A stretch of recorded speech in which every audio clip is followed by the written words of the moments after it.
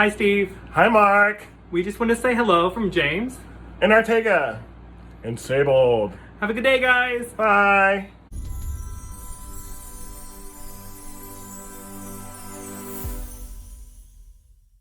Hi everybody, I'm Marc. Steven has the evening off, and this is Smokey, Steve, and Marc. Oh yes it is. I had to get that in there, right? Oh my gosh. Welcome if you're brand new. Thank you so much for stopping by. We're so grateful to have you. And if you're not new, welcome back. It is super, super great to see you. I hope everybody is well and happy and safe. Are you wearing your mask? Okay, I hope you're wearing your mask. I really, really do. Okay, that's it. I'm not going to preach. Okay. No, seriously, I hope you're doing well. It is great to see you. Tonight's video is a little different. This is going to be part 2 of our addiction story.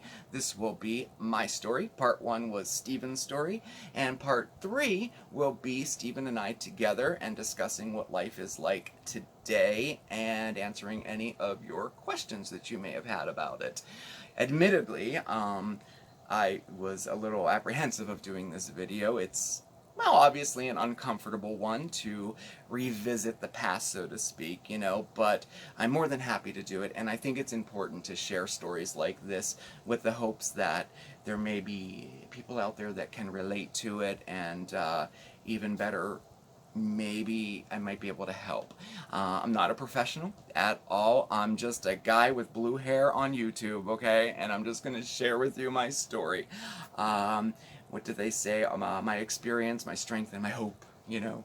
So I always like to end it on a positive note, so we're going to end it with hope today. Yes. Nah, life is positive today, but it wasn't always that way.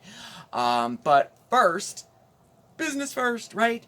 Oh my gosh. So, I have to say, special thanks to James and Ortega for that wonderful viewer greeting. Sable too, we can't forget the fur baby. Aww, it was great. Thank you so much. And yes, absolutely, if you would like a video greeting of your own shown before one of our videos, absolutely send it in to us. We totally love it, and we'll tag it to the beginning of one of our future videos. The easiest way to do that is just to send it through an email or over on instant message, and I will get that in the rotation, alright? I'll be looking forward to see it. Let's see. Oh, also, you have 2 more days to enter our giveaway. Oh yeah, we did our Candle Making 101 video on Mondays with Marc this week, and you have an opportunity to win your very own candle kit. Oh my gosh, I love kits. I mean, I have all of this stuff, but I just love kits of any kind, right? And this is a great one. I believe it's a $35, it's between $35 and $40 value, I don't know. And it has everything in there that you need to make your own candles. And entering is super, super easy. All you have to do is check out our Let's Make Candles video. I'll put the card right up here for you, hopefully, and just comment below the video. That's it. We're going to choose the winner randomly on this Friday's video. Okay, we use the randomizer to do that. So good luck, everybody. Get your entry in, okay? I can't wait to see who wins. I don't know. I get excited over stuff like that. So anyway, and that, you know, it's kind of interesting because I was trying to figure out where to start, you know, with this video tonight with my addiction story, and I didn't rehearse. I thought about rehearsing and almost like writing cue cards out and stuff, but I decided not to do that because I think stories like this are best shared organically, you know.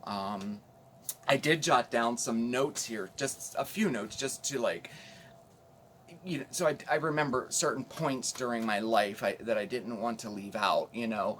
And speaking of, you know, the candle making video, and interestingly enough, the timing of this is super interesting because it kind of ties into this in a way.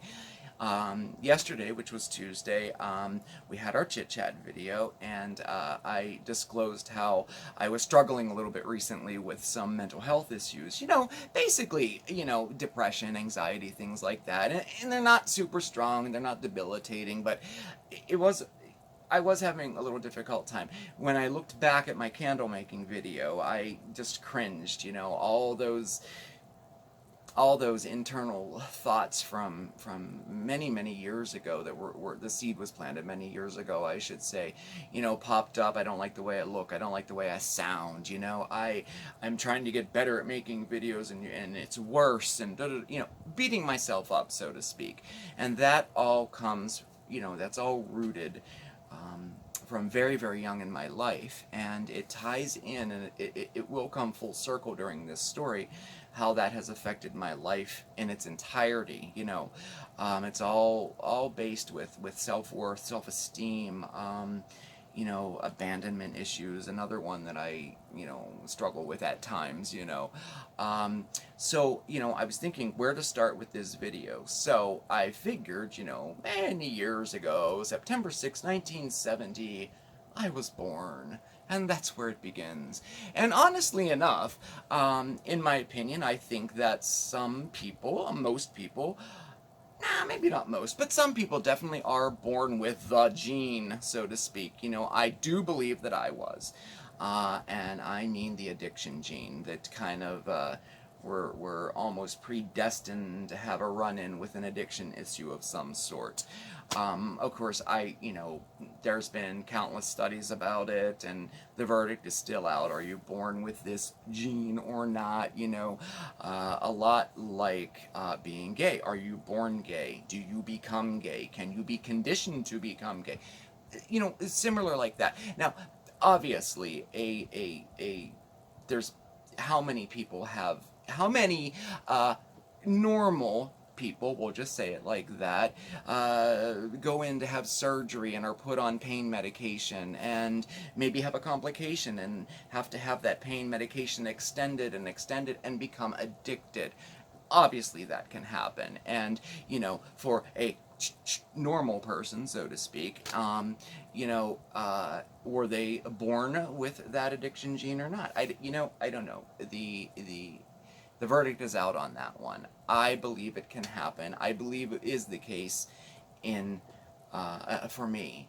I remember very young in life being very interested in, attracted to the effects that drugs had on people. And I mean very young, like 6, 7 years old. My Aunt Dee, who was very I loved my Aunt Dee. She lived in Lexington, and she was like a classic, classy Southern woman. She always had her hair done, and she was always dressed real nice, and everything. She was, we probably all have one of these in our lives. She was the pain pill lady. She always had pain pills with her. She always would ask if you had pain pills, oh, I have a headache, I need to take a Percocet, type of a thing. But it was almost whimsical and fun. Now, she passed away when I was younger. I was 14 when she passed away. Most of my interaction with her was when I was much younger, when I was growing up. I mean, I have relatives in Florida, and she was in Lexington. I have some in Chattanooga, Tennessee, but we always saw each other all year long. I mean, several times a year, many times a year. They would visit, we would visit, that type of thing. So she was an important part of my life at that time in my life. I loved her to death. And funny thing, I remember her vegetable beef soup. Oh, I've never had any since that tasted like that. Memory lane. But anyway, she was very important to me, and I remember, being very interested in, like, when she would take a pill, and it wasn't like she made a big deal of taking a pill, but what I did notice after time was her demeanor changed, and she became more relaxed and more happy and more friendly. Soon I associated the two with that, and as it turns out, I learned years later, my auntie was an alcoholic, and she did die from complications from being an alcoholic. None of that was ever presented to me as a child. I was never exposed to that side of it.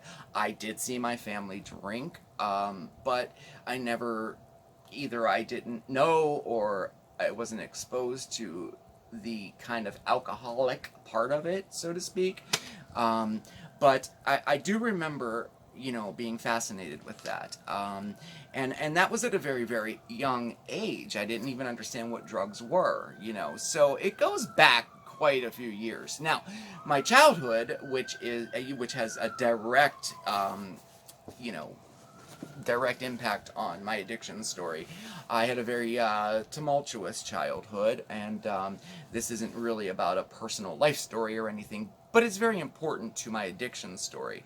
My mother, when she gave birth to me, she was diagnosed with MS, and for many years after that, not of course as a baby or anything, but many years later, I had the guilt that I somehow caused it or something, you know, and I had to work through that, which I did.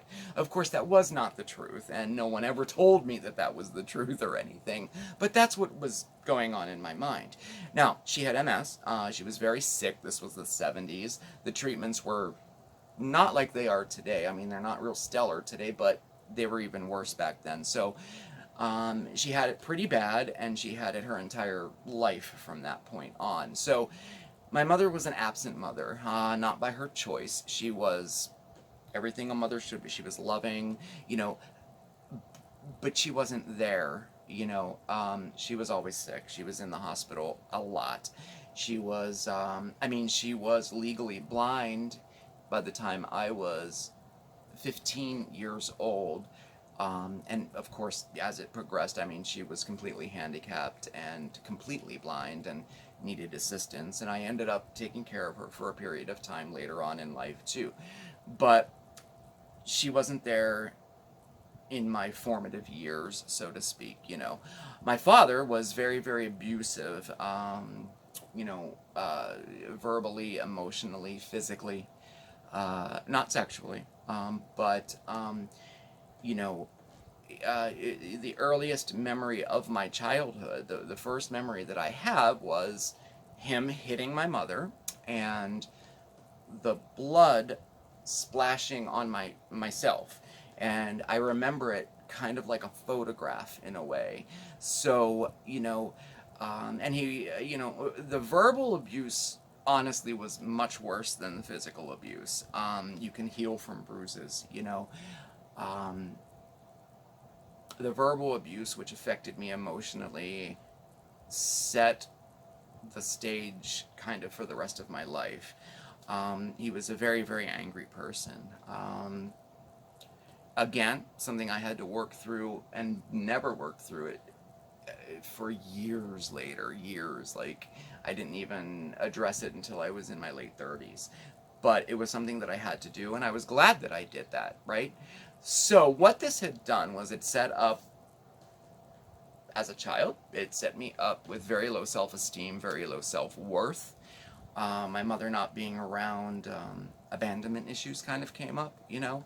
I didn't have a normal childhood, we'll put it like that. Okay, so fast forward just a little bit. I had my very first drug, it was alcohol, when I was 14 years old. I was in Florida, and I liked it.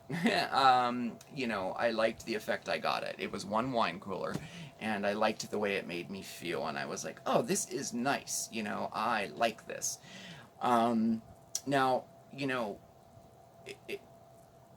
it just stands out because I just remember the feeling more so than anything else at all, you know. We'll just fast forward a little bit because this is just about my addiction story.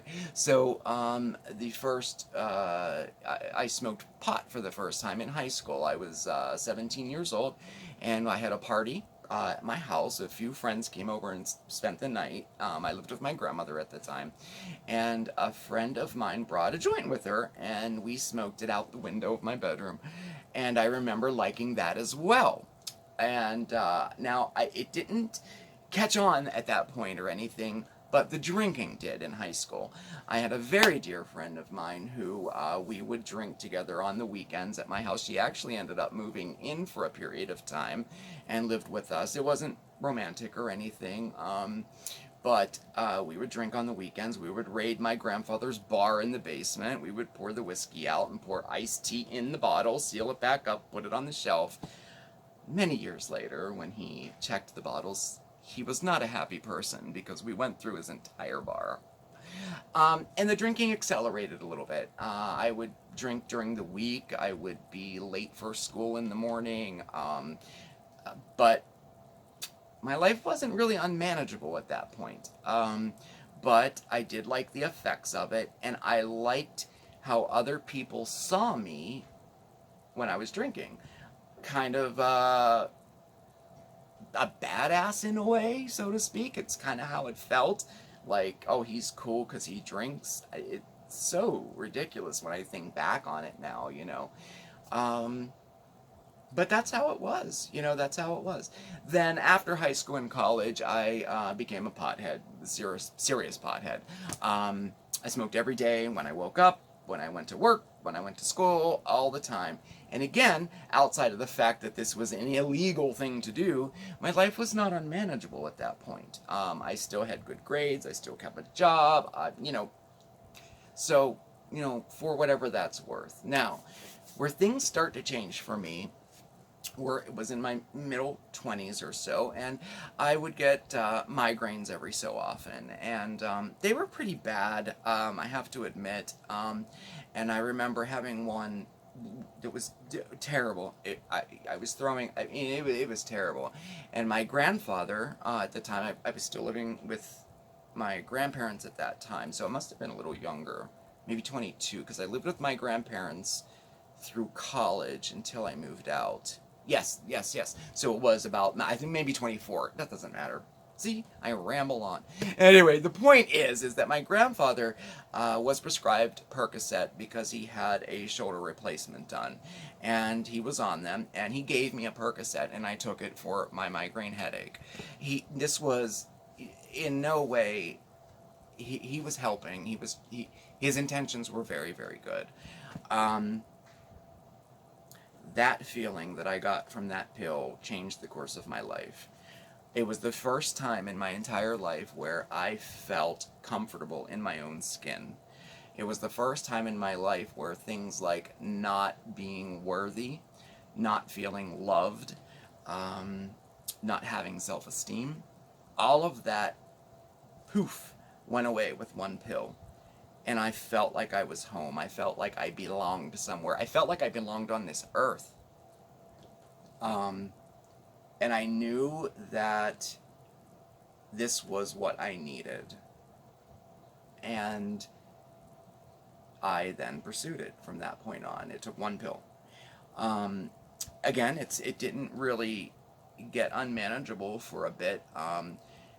My grandfather had them, and he had a large supply of them, and, you know, it went from asking for one a week or whatever to asking for two a week, and then I noticed that one wasn't doing it for me, so I would take 1.5, and then 2, and very quickly after that, the tolerance, you know, built up, and it took more and more to get the same effect. So I would start stealing them from him, and then I realized that I could buy them off of people, you know. At that time, they were $1 a milligram. They were $5 for a 5 milligram Percocet. And I knew a few people, you know, it wasn't like a drug dealer kind of a thing. It was like I knew people who had them, and I could get them off of them, and a few people would sell them for $5. Well, then I figured out that I could work my doctor for them. And, you know, we won't get into that, except for I do want to tell you a funny story. My doctor, I had a very, very small cyst on my foot, okay? I mean, it didn't hurt.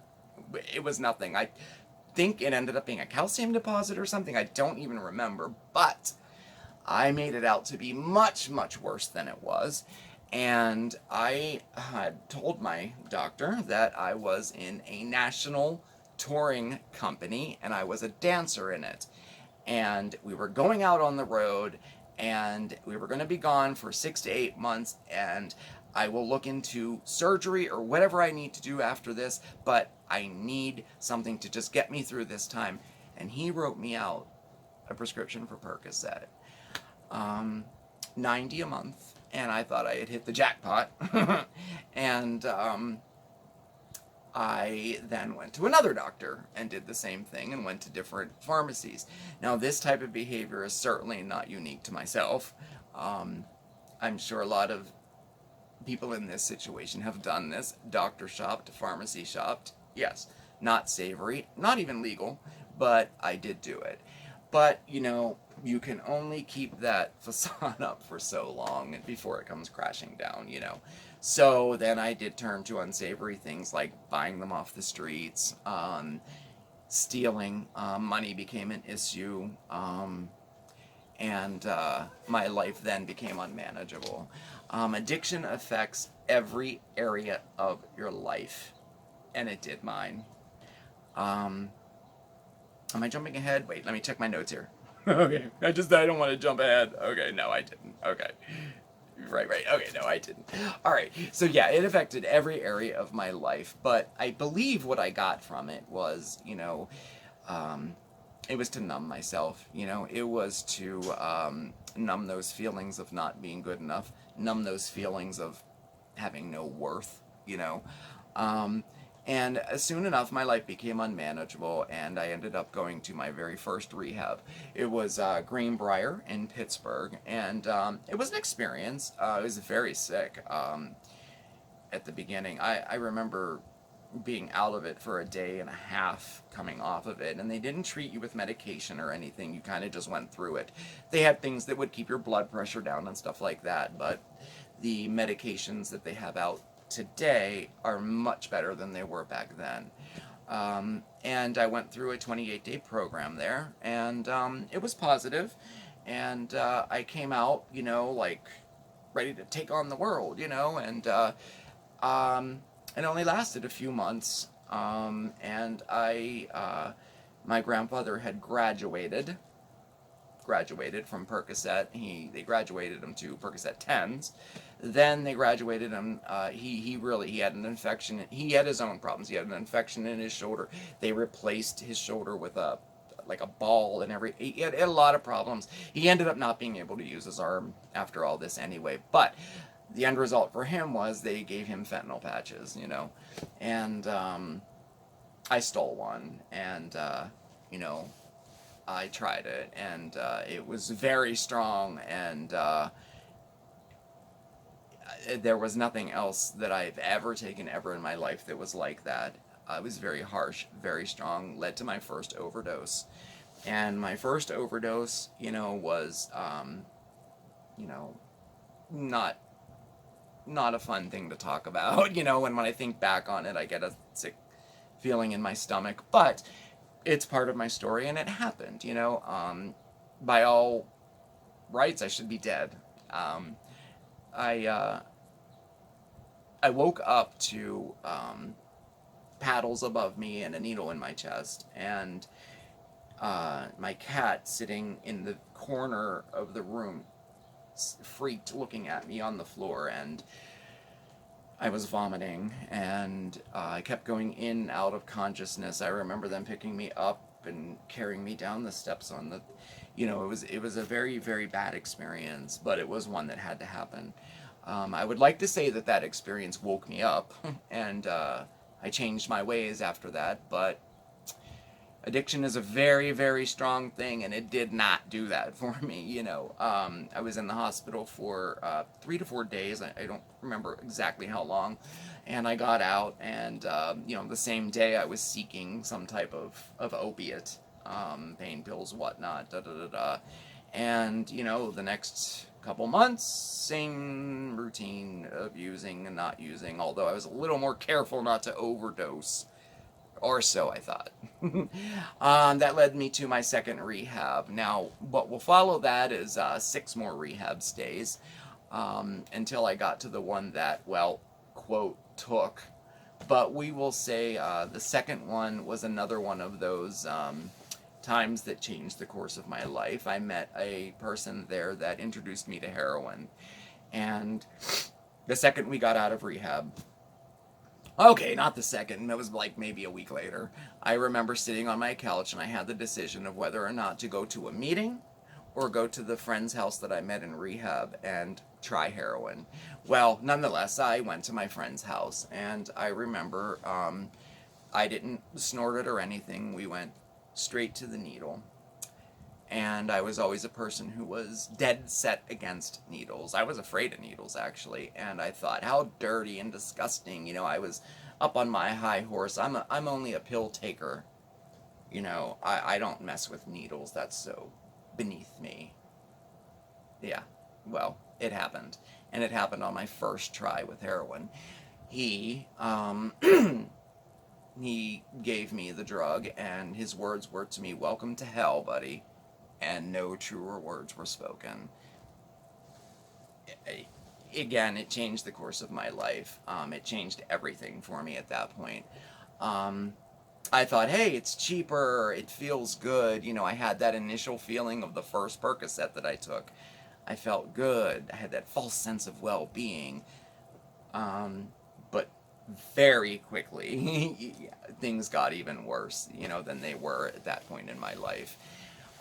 It affected every area of my life, my relationships, my financial situation, my home, my friend, everything. It affected. I lost everything. You know, the things that we do to get what we need are obviously not real savory. You know, people would be surprised to know that I could strip a car to sell the parts. I know how to take copper out of a building to sell it. I have stolen from stores, and I've ended up in jail. I was in jail 3 times, one for an extended stay, not you know, years or anything, but 4 months, which was long enough. That could be its own video. It might be sometime. So when they say in the programs, the only thing that addiction brings you is jails, institutions, and death, it's the truth. It is absolutely the truth. I was in jail, I was in institutions, rehab, psych wards, death. I OD'd a total of 3 times during this journey. So yeah, heroin changed me completely. About 5 more rehab stays after that. We'll just fast forward because there's no need to tell, you know, war stories. I did get sober once for an entire year, and admittedly it was one of the happiest times in my life. I was in shape, and life seemed all brand new to me, you know. But I did end up relapsing after that. On my 1-year anniversary, I relapsed. And I would like to sit here and tell you that it was because of this, but, you know, it wasn't. It simply was, I woke up one morning and my desire to use was more than my desire not to use. My cat didn't die, I didn't lose a job, there was no event that happened that caused me to relapse, which makes this even more scary, because you have to be vigilant. You know, you have to be on top of it every day of your life. You have to know where you come from, and you have to know, you know, that it can sneak up at any moment for you, you know, and when the opportunity is there and the desire is there, that's all you need. And that was my case that day on my 1-year anniversary. But anyway, this is not about war stories. I'm trying to put a couple stories in there, but so yeah, heroin changed my life. The next 10 years were a blur and pretty much a misery. And then fast forward to the last rehab stay, and in that rehab I met Steven, actually. I don't know what changed. Again, I wish I could tell you the magical thing that happened that changed for me. A lot of times in addiction, you will have multiple rehab stays, and you never know which one might kind of take, or, you know, what rehab does the best, I think, is gives you distance from your drug. The longer you can stay away from it in a safe environment, the better chance you have, in my opinion. I mean, rehab is chock full of meetings and lessons and classes and things like that. But I think, that space that you're away from all of your people, all of your places, all of your things, including the drug, is what really, really helps the most. Somebody wanted to say hello. Say hello, hello. He knows I'm talking about something uncomfortable, I think. Well, I'm glad you made an appearance. I don't know if people think you even exist. Look at this tail. Huge tail. So anyway, that rehab, which was Pyramid in Bellevue, Pennsylvania, very small rehab. I met Steve there. And you know the story from there. And I did go on to live a sober life after that. Now,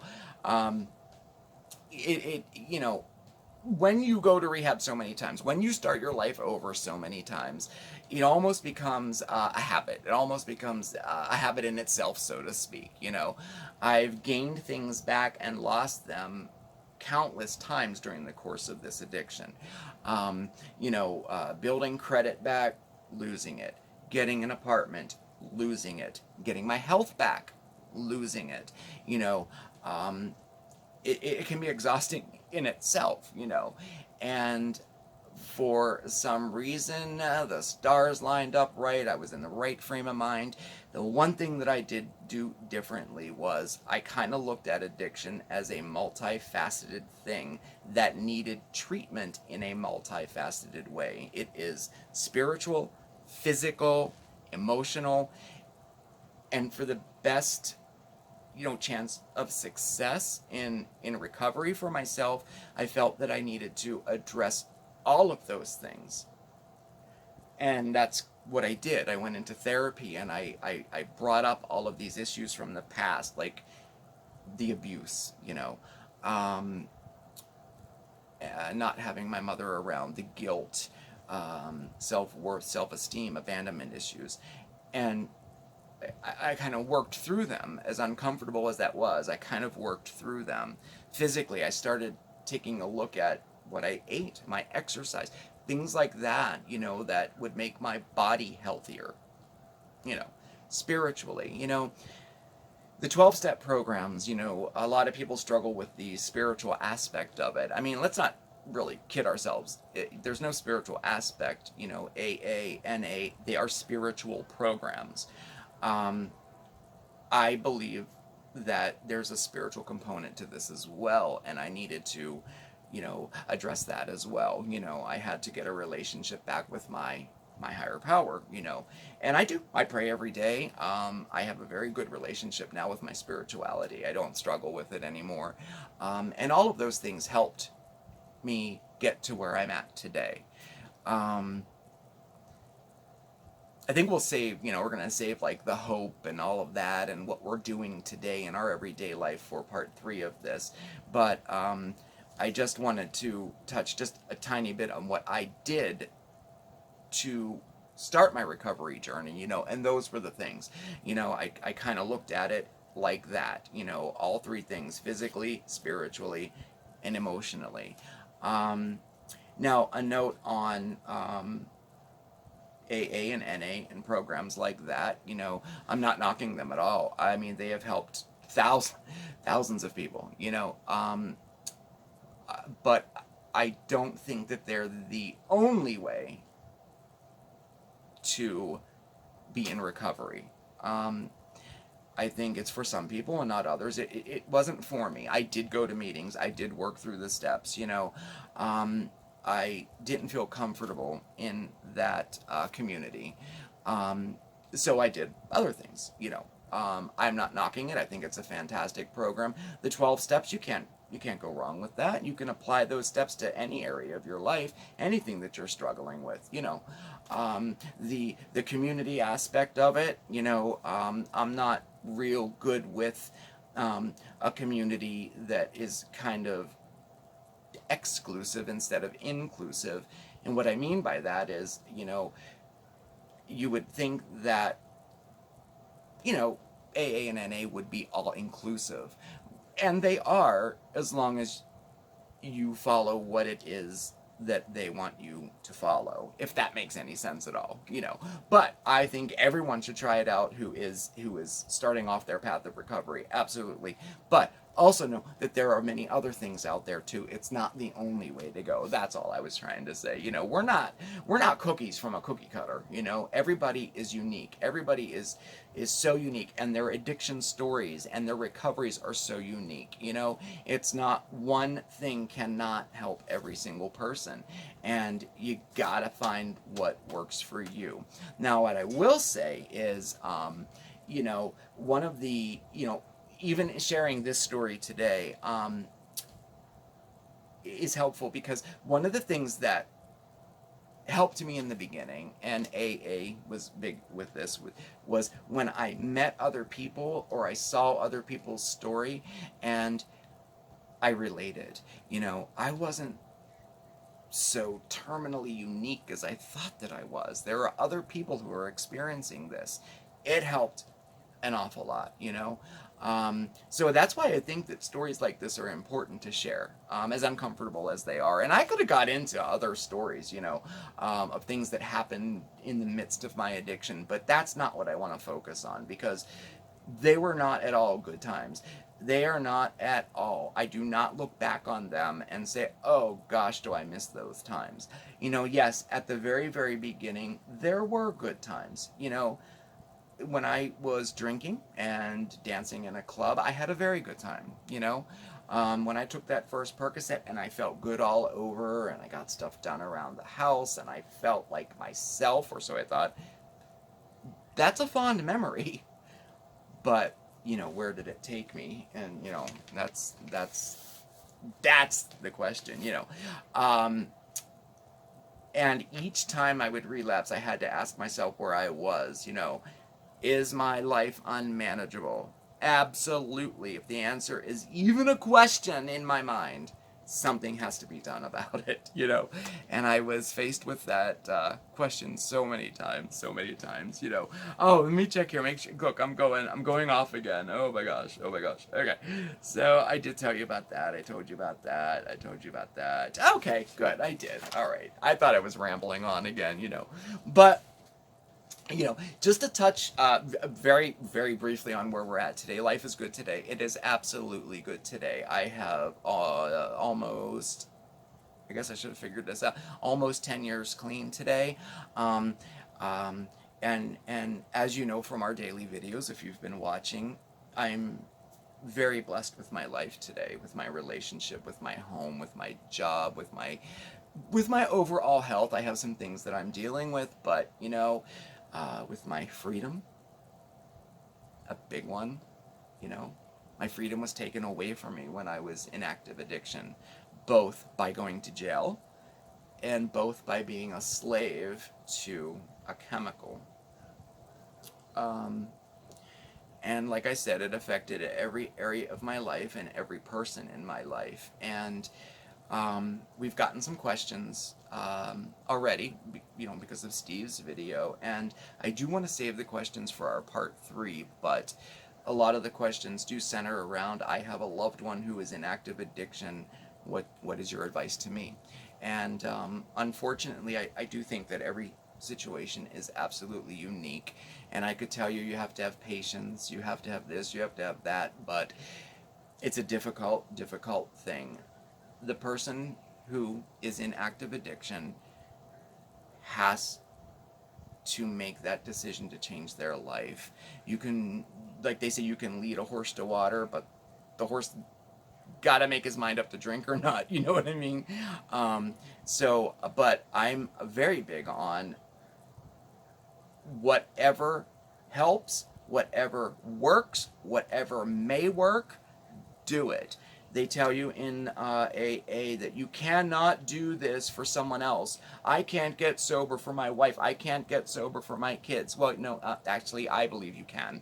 If that's what it takes to get you sober, then do it. Because what follows is you may end up ultimately doing it for yourself. You know, whatever works, works. If you want to go to AA, go, you know, for a loved one who's dealing with someone who has addiction. If you want to try out the support programs that are out there, definitely try it. Whatever works. It takes a lot of patience. It takes a lot of love. It takes a lot of tough love, too. But I would say that, you know, the person who you are seeing right now, your loved one, is a distorted person from who they truly are inside. And they are sick. If you can kind of keep that in mind, it tempers it slightly, you know. It doesn't make it all better. It doesn't, you know, but this person would not do these things if they weren't under the influence, you know, if they weren't distorted in some way. I would urge you not to give up on them, but again, I have not walked in your shoes, you know. I was so very lucky that I had people who did not give up on me. A lot of people did. And at the very end of it, I did find myself alone. But, you know, Steven and I, our stories are a little bit different. He did have a family that supported him and helped them as much as they could. And I did find myself alone at the end. So, you know, the feeling of being alone and abandoned is a very strong one. And ultimately completes the circle of addiction. And, you know, you can use that as an excuse to use. You can use anything for an excuse to use drugs, right? Especially when you're in active addiction. So yes, I don't want to go into the questions, but I did want to at least leave you with that, because there was a lot of questions about, you know, I have a loved one who is suffering from addiction. What is your advice to me? That is pretty much my story. You know, I'm ending on a positive note because life is positive today, and I have so much gratitude in my life today that it is absolutely sickening. It is absolutely sickening. No, I do. A very, very important part of my day is, and I usually do this on my drive to work, is I just talk. You know, I pray, I talk, I put it out there, and gratitude is a big component of that prayer, of that discussion. And I literally go down the list. Thank you for my health, my job, my relationship, my freedom, all the things that I take for granted every day, my new car, my garden, our channel. It is one of the more important things that I do on a daily basis to keep myself grounded, you know.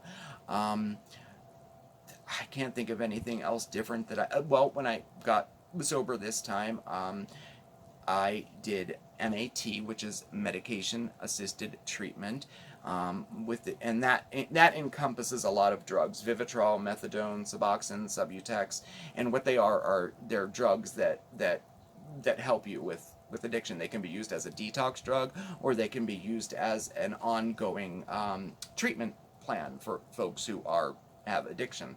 I did use that this last time. That's the only thing that was, you know, different from the other times that I had gotten sober, and it worked for me. It absolutely worked for me, and I do have a very wonderful life today.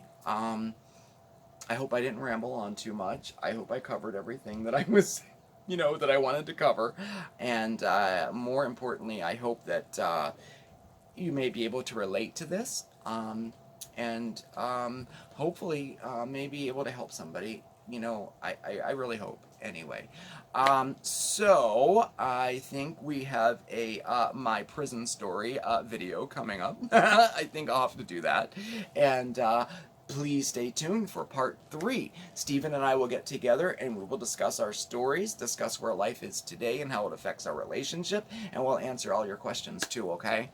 So, anyway, I think I'm going to end on a positive note, because I feel positive now. I think I feel positive because it's over with. You know, all the uncomfortability. There we go. All right. So anyway, everybody, thank you so much. If you've made it this far, thank you for sticking around, for real. Thank you so much for watching. I really do appreciate it. Be sure to hit the subscribe button and hit the notification bell so you'll be the first to know when we have a new video come out. We're good for about one a day, you know. And we're also on Facebook at SmokeySteveAndMarc. Send me a friend request. We're on Instagram, SmokeySteveAndMarc. We're on Twitter. Our handle is SmokeySteveA. All of our contact information is below. Our P.O. Box, our email address. If you have any questions that you'd like us to answer in the next video, just either leave a comment below or shoot us an email, and we will do our best to answer it, okay? Thank you again so much. I was very nervous to do this video, and you made it very easy for me. Thank you. Thank you so much. Remember, everybody, please stay safe, stay well, but above all else, stay positive, okay? I'll see you next time. Mwah.